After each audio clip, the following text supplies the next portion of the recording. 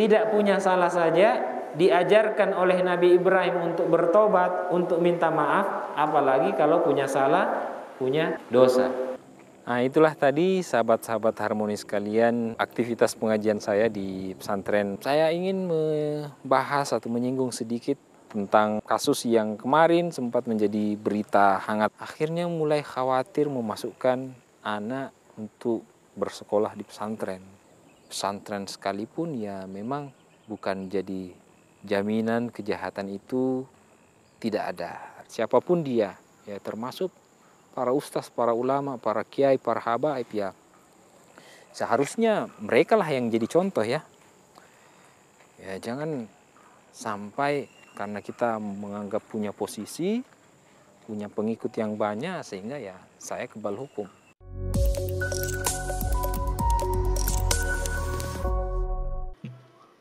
Saya pergi nak ya. Assalamualaikum.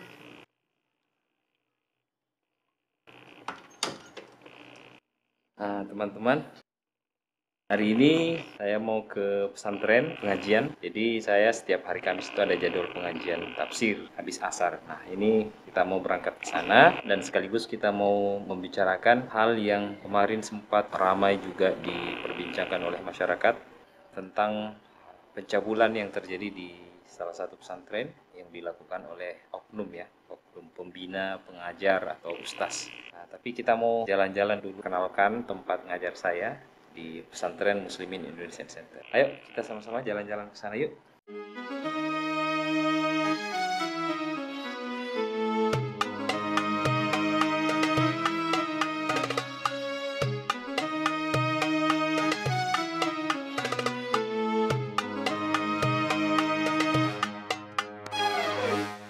Nah, kita sudah tiba di pesantren.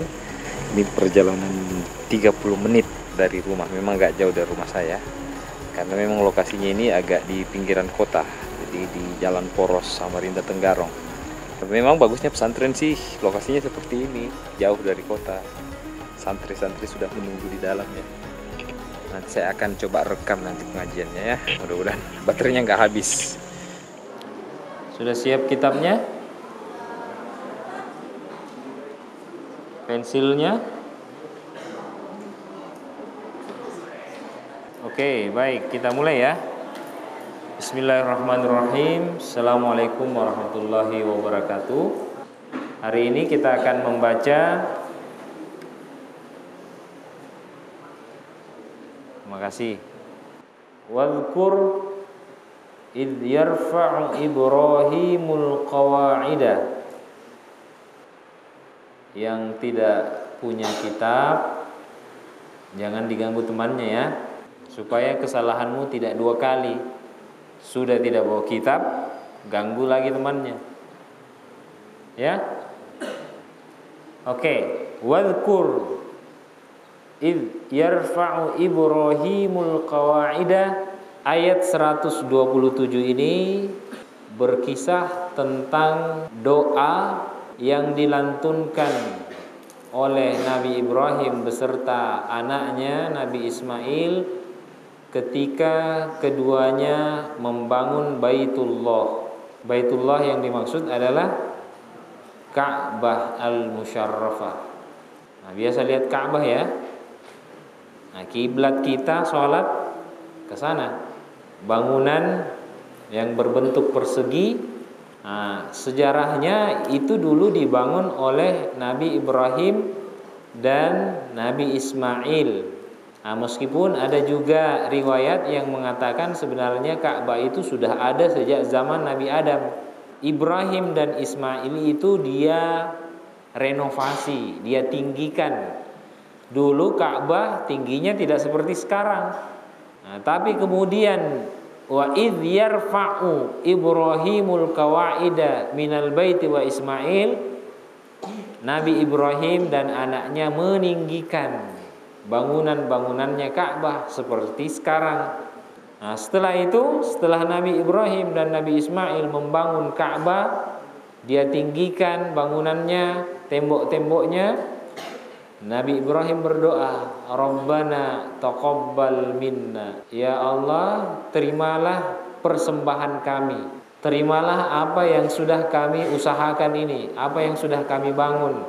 Nah, tapi yang diminta oleh Nabi Ibrahim dan Nabi Ismail adalah dia dijadikan orang Islam yang sebenar-benarnya muslim, yang tunduk patuh kepada Allah Subhanahu wa taala. Lak waj'al min dzurriyyatina, dan jadikanlah kami dan juga keturunan-keturunan kami, khususnya adalah anak cucunya, ummatan muslimatan lak, orang Islam, golongan kelompok Islam muslim yang tunduk dan patuh juga kepadamu ya Allah.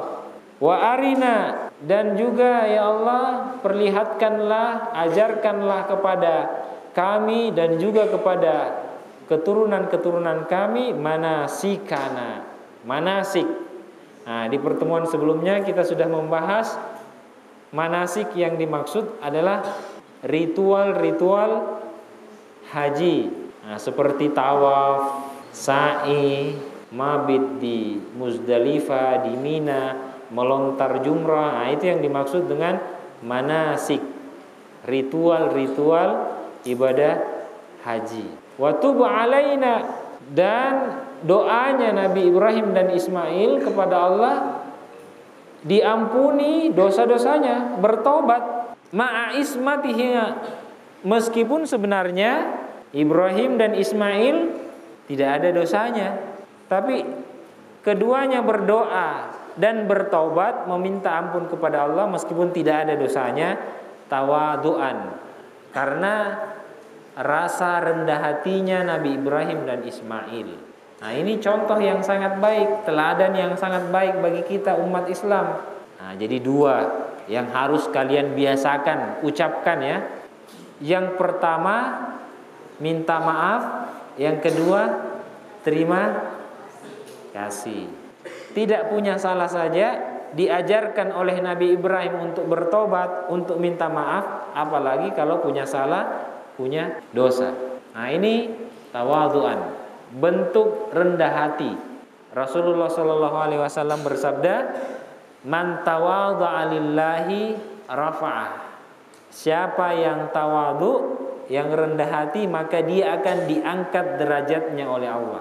Sebaliknya, siapa yang sombong, yang takabur, yang matampo, maka Allah akan hinakan dia. Karena itu sifatnya iblis, sifatnya setan. Kenapa setan, jin, iblis dikeluarkan dari surga? Surga itu kan tempat yang tinggi ya. Tapi karena dia tidak rendah hati, dia malah sombong, takabur, tidak mau patuh terhadap perintah Allah, tidak mau menghormati Nabi Adam, akhirnya dia dikeluarkan dari surga. Aba wastakbara. Nah, orang yang takabur, dia sombong. Saya ini lebih baik dari Adam. Saya ini diciptakan dari api, sedangkan manusia ini diciptakan hanya dari tanah saja. Karena sombongnya, merasa lebih hebat, akhirnya dia diturunkan dari surga. Sedangkan kalau orang yang rendah hati, tawadhu, rajin minta maaf, suka terima kasih, itu akan diangkat derajatnya oleh Allah. Di samping itu, ta'liman lidzurriyyatihima, ini yang saya maksud tadi. Ini sebagai pembelajaran. Meskipun kita tidak punya dosa, tidak punya salah, tapi kita harus rajin-rajin minta maaf. Kalau dosa kepada Allah, kita taubat nasuha, insya Allah taubatnya diterima oleh Allah, karena Allah maha penerima taubat, ya kan? Tapi bahayanya kalau kita berdosa, berbuat jahat kepada teman kita, saudara kita, tetangga kita, atau siapapun dia, kepada manusia, meskipun kita berzikir, meskipun kita beristighfar ribuan kali, tapi kalau orang yang kita zalimi, kita sakiti, tidak maafkan kesalahan kita, maka dosa kita tidak akan diampuni. Makanya itulah pentingnya selalu minta maaf. Tapi orang yang dizalimi juga jangan terlalu egois. yang di dalam hatinya hanya rasa benci saja. Padahal wa an ta'fu aqrabu littaqwa, di dalam Al-Qur'an di ayat yang lain dikatakan kamu memberi maaf itu lebih tinggi pahalanya, lebih dekat dengan ketakwaan. Jadi memang memaafkan itu sulit ya. Tapi meskipun sulit, ganjaran pahalanya sangat tinggi di sisi Allah Subhanahu wa taala. Jadi dua pelajaran yang bisa kita petik, kalau kita melukai perasaan orang lain, menzalimi orang lain, kita harus sadari kesalahan kita dan minta maaf. Begitu pula yang sebaliknya, orang yang dizalimi, orang yang disakiti, ya jangan juga jual mahal. Maafkanlah kesalahan orang lain, karena ganjaran pahala yang kamu dapatkan itu jauh lebih tinggi. Insya Allah kita lanjut minggu depan. Kita akhiri pengajian tafsir kita dengan sama-sama mengucapkan alhamdulillahirabbil alamin, wallahu a'lam, wallahul hadi ila siratal mustaqim. Assalamualaikum warahmatullahi wabarakatuh. Itulah tadi sahabat-sahabat harmonis sekalian, aktivitas pengajian saya di Pesantren Muslimin Indonesian Center Samarinda. Saya sudah siap-siap mau balik ke rumah ini, tapi seperti yang saya singgung tadi di awal, saya ingin membahas atau menyinggung sedikit tentang kasus yang kemarin sempat menjadi berita hangat di seluruh Indonesia. Ini memang jadi ironi ya bagi kita.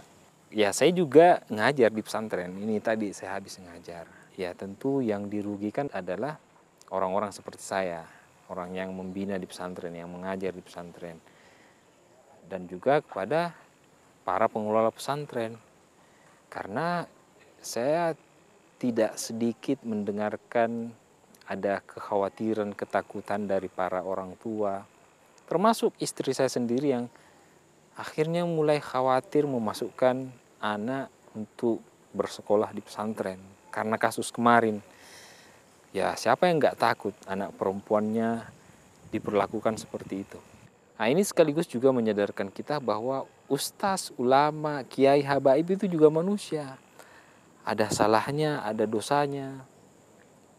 Sehingga kita juga jangan berlebihan sampai mengkultuskan. Ya, tidak ada manusia yang luput dari kesalahan dosa kecuali baginda Rasulullah. Semuanya, siapapun dia, kecuali Nabi yang tidak punya dosa. Sementara kita manusia ini, ya kita bersyukur aja dosa kita tidak dibuka oleh Allah. Jangan sampai kita menggembar-gemborkan aib orang lain. Kita juga seperti itu. Kita harus menjaga diri. Ya, jangan dengan pedenya kita bangga dengan dosa yang kita lakukan, kesalahan, maksiat yang kita lakukan. Itu juga tidak dibenarkan dalam agama. Ini sekaligus juga menjadi pelajaran ya bagi kita semuanya, bahwa ya bahkan di pesantren sekalipun ya memang bukan jadi jaminan kejahatan itu tidak ada. Artinya kejahatan itu bisa terjadi di mana saja, tidak hanya di pesantren, di mana saja.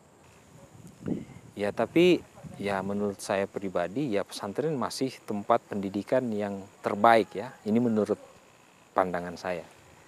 Pendidikan karakter itu memang paling cocok di pesantren. Saya alhamdulillah 7 tahun di pesantren. Sekarang juga ngajar di pesantren. Ya, tapi dengan kasus kemarin memang ya masyarakat banyak yang mulai ketakutan, ragu, termasuk istri saya tadi. Tapi sekali lagi menurut saya pesantren itu masih tempat yang terbaik deh untuk pembinaan karakter. Ya memang dulu ya ada paradigma orang tua itu katanya pesantren itu tempatnya anak-anak nakal. Artinya pesantren itu memang bengkelnya manusia. Jadi kalau enggak lulus di sekolah yang bagus ya udah masukkan aja pesantren. Apalagi kalau dia nakal masukkan pesantren. Ada yang berubah, ada yang malah menjadi-jadi. Tapi ini ya saya kira menjadi dinamika ya di pendidikan manapun. Tapi ya pesan saya sih kita tidak perlu khawatir berlebihan, ketakutan berlebihan. Ya kita tinggal lihat saja pesantrennya, track recordnya, siapa guru-gurunya, kemudian siapa pengelolanya. Dan yang paling penting alumninya, ya kita tanyakan alumninya, dia berkiprah di mana, kemudian apa prestasinya, ya sangat mudah sebenarnya. Artinya jangan nilas titik ini sampai rusak susu sebelanga. Kita jangan sampai menggeneralisir ya bahwa semuanya pesantren itu tidak baik. Enggak, ini hanya oknum saja. Dan ya kebetulan di blow up oleh media, ya, jadilah viral seperti ini. Apalagi kasus ini kasus pencabulan ya, wah ini luar biasa memang. Tapi karena kita negara hukum ya, siapapun dia, ya termasuk para ustaz, para ulama, para kiai, para habaib ya, seharusnya mereka lah yang jadi contoh ya. Ya jangan sampai karena kita menganggap punya posisi, punya pengikut yang banyak sehingga ya saya kebal hukum. Ya ini tentu pendidikan yang tidak baik, teladan yang kurang baik. Ya siapapun dia, kalau dia punya salah dan terbukti melakukan kesalahan, ya dia tentu wajar untuk dihukum. Oke, saya kira itu saja ya. Saya sudah siap-siap ini mau balik ke rumah karena perjalanan juga agak panjang ini, setengah jam. Ya kira-kira saya sampai di rumah ini maghrib lah. Oke, demikian video kali ini sahabat-sahabat Harmoni sekalian. Terima kasih yang sudah mengikuti kegiatan kita hari ini. Dan jika ada tanggapan, silahkan berikan komentar di bawah ini. Oke, saya akhiri. Wassalamualaikum warahmatullahi wabarakatuh. Salam Harmoni.